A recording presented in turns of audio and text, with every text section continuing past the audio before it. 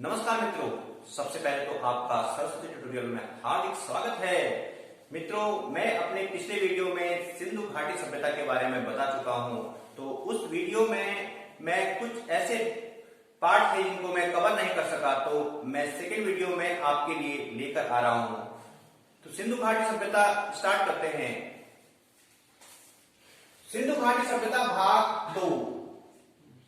तो भाग 2 में हम देखेंगे, सबसे पहला जो टॉपिक है हमारे पास वो है संस्कृति एवं समाज।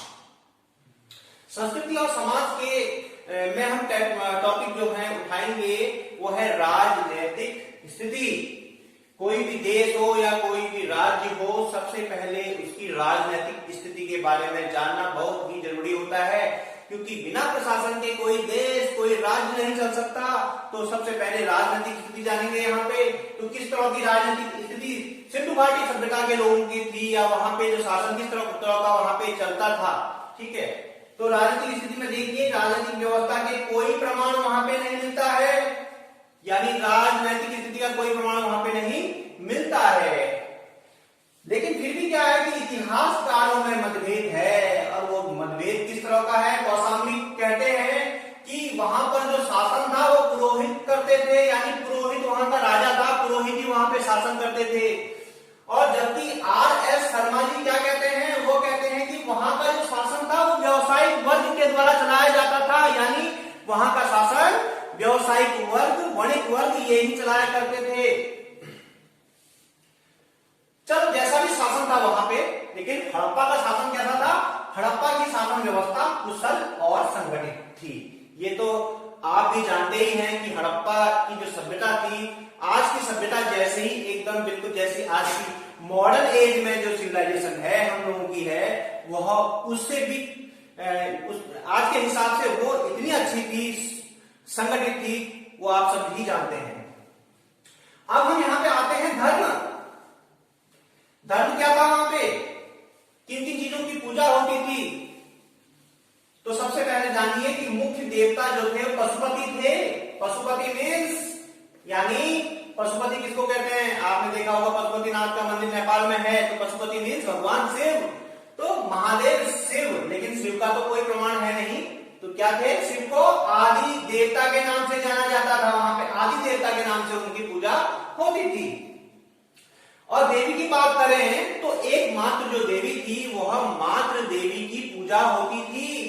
किस देवी की पूजा होती थी, एकमात्र देवी जो थी मातृ देवी, यानी पृथ्वी की पूजा होती थी। देखिए, जो उत्तराखंड सिविल सर्विस परीक्षा है, या उत्तराखंड स्टेट सिविल सर्विस जो परीक्षा है, वह परीक्षा तथ्यों पर आधारित होती है, कॉन्सेप्ट नाम मात्र का होता है। लेकिन मित्रों, मैं आपके लिए कॉन्सेप्ट भी बनाते जा रहा हूं, कहीं भी लेखन में आएगा तो आप उसको क्रमबद्ध होकर लिख सकते हैं। उसके बाद आता है दोस्तों, सिंधुवासी देवताओं की पूजा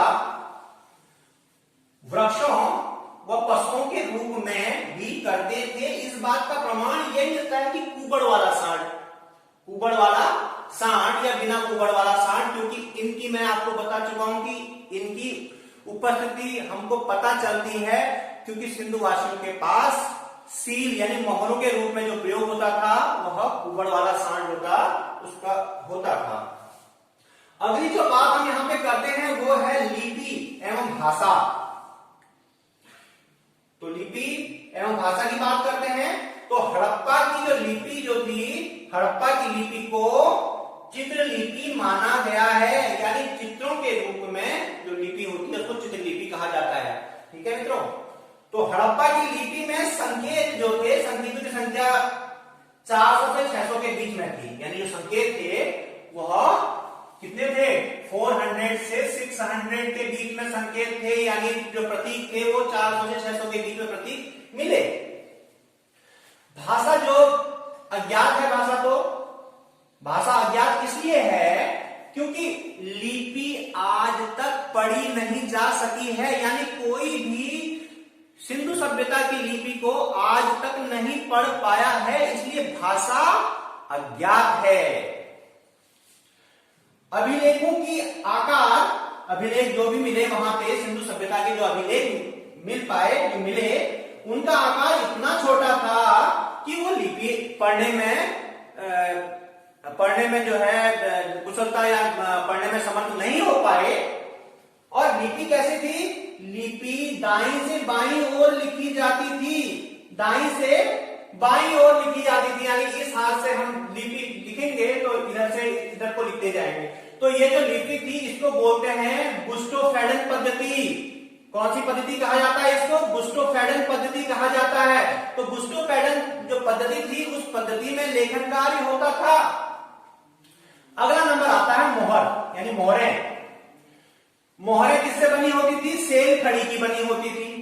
जो मोहरें मिली वहां पे हड़प्पा सभ्यता से, वो सभ्यता जो मोहरें मिली वो सेल खड़ी से बनी मोहरें थी। और मोहरें कैसी थी? वर्गाकार भी मिली, घनाकार, बेलनाकार, आयताकार, बटन की आकृति की भी मोहरें प्राप्त हुई थी वहां से। और एक जो महत्वपूर्ण जो मोहर आपको हम बताएं, वो मोहर आपको पता ही है, मोहरों में बिना कुबड़ वाला सांड देखने को मिलता है। अब ये जो चीज है, मोहरों जो मोहरें हैं, इनसे ये पता चलता है मोहरें क्या करती हैं। मोहरें संपत्ति का स्वामित्व बताती थी। भाई किसी के उसमें अगर मोहर अगर छपी है, यानी इसके उसमें स्टाम्प लगी है, तो इसका मतलब क्या है? वह संपत्ति का मालिक है। यानी किसी के पास अगर मोहर है तो इसका मतलब वह प्रमाणित है, सरकार ने इसको प्रमाणित कर दिया है कि ये संपत्ति वाला है। तो मोहरों से संपत्ति के स्वामित्व का पता चलता है। नेक्स्ट आता है टेराकोटा मूर्तियां। जो मूर्तियां थी वह टेराकोटा की थी। अभी टेराकोटा क्या होता है कि टेराकोटा से जो है खिलौने बनते हैं और आकर्षक बन जाते हैं। ठीक है, एक प्रकार की मिट्टी होती है टेराकोटा। खिलौने तथा धार्मिक मूर्तियां टेराकोटा की बनी थी। यानी खिलौने खेलने के लिए, बच्चों को खेलने के लिए होना चाहिए, और जो धार्मिक मूर्तियां थी जो भी प्राप्त हुई वहां से, वो टेराकोटा की बनी थी। मूर्तियों में और क्या मिला? देखिए, चिड़िया, जानवर, कुबड़ वाला सांड, बिना कुबड़ वाला सांड, ये हर जगह मिलेंगे आपको। ये हमेशा ध्यान रखिए कि एक चीज तो पता चली गई है आपको, कुबड़ वाला सांड वहां से मिला है, बिना कुबड़ वाला सांड वहां से मिला। ठीक है, आप देखिए मिट्टी के बर्तन। हड़प्पा के मिट्टी के बर्तन गहरे लाल रंग, यानी गहरे लाल रंग से पॉलिश्ड थे वो, और भली भांति पके हुए थे, पेंट थे। जो वहां से बर्तन मिले वह मिट्टी के, वह पके हुए थे, बेक्ड थे, अच्छे थे, पॉलिश्ड थे, ग्लेज्ड थे। अब आता है टॉपिक के आखिरी में भी, इतनी लंबी सिंधु घाटी सभ्यता जो थी, इतनी पुरानी सभ्यता थी, लेकिन वह सभ्यता सर्वाइव नहीं कर पाई। इसके पीछे क्या कारण रहा होगा? तो अलग अलग इतिहासकारों के अपने अपने मत थे। तो इन मत के अनुसार क्या था कि विनाश तो था ही सभ्यता का। अगर वो सभ्यता आज भी चल रही होती तो हम भी उसी सभ्यता के एक भाग होते, तो जो है उस सभ्यता का विनाश हो गया था। तो देखिए इसके पतन के क्या कारण रहे होंगे, थोड़ा सा इसमें थोड़ा प्रकाश डालते हैं। यहां पे सबसे बात मैं आपको बताता हूं, आर्यों का आक्रमण। तो पतन का एक कारण आर्यों का आक्रमण भी हो सकता है। आर्य जो थे मध्य एशिया से आए थे, या मध्य एशिया से आए होंगे अपनी स्थिति को सुदृढ़ करने के लिए, तो आए होंगे तो उन्होंने पूरा का पूरा नरसंहार या विनाश कर दिया होगा। हो सकता है ऐसा है कि पूरा का पूरा नरसंहार कर दिया हो, विनाश कर दिया हो। ठीक है, दूसरा कारण हम ये भी मान सकते हैं कि भूगर्भीय हलचल हो सकता है, प्लेट टेक्टोनिक इसका रीजन रहा हो सकता है भूकंप आ गया हो सकता है कोई ज्वालामुखी फट गया हो, तो जिससे कि सारे की सारी सभ्यता ही दब के जो है खत्म हो गई।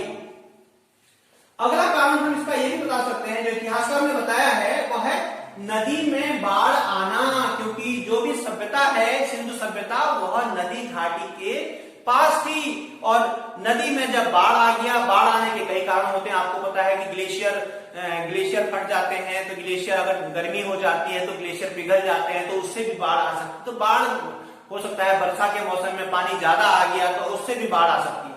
तो बाढ़ के कई कारण हो सकते हैं, तो बाढ़ आने से भी ये सभ्यता का पतन हो सकता है।